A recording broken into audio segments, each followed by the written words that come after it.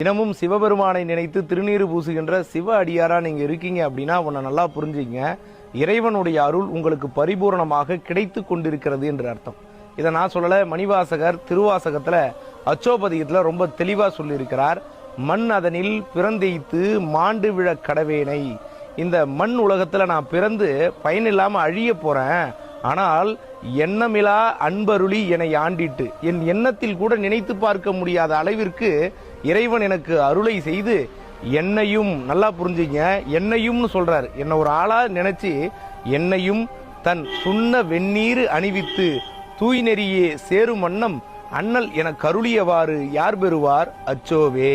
என்னை ஒரு ஆளாக நினைத்து அவனுடைய திருநீரை பூச வைத்து இதுதான் பக்தி நெறி என்று எனக்கு அறிவித்து அவன் திருவடிகளை சேரும் பாக்கியத்தை கொடுத்தார் எம்பெருமான் சிவபெருமான் என்பதை மணிவாசகர் அழகா சொல்லியிருக்கிறார். அதனால ரொம்ப மகிழ்ச்சியாக திருநீரை பூசிக்கொண்டே இருங்கள். திருநீர் பூசினால் இறைவனுடைய அருள் உங்களுக்கு இருக்கிறது என்பதை மணிவாசகரே சொல்லியிருக்கிறார். திருநீர் பூசுவோம், மகிழ்ச்சியான சிவபெருமானோடு வாழ்கின்ற அற்புத வாழ்வை வாழ்வோம். நன்றி.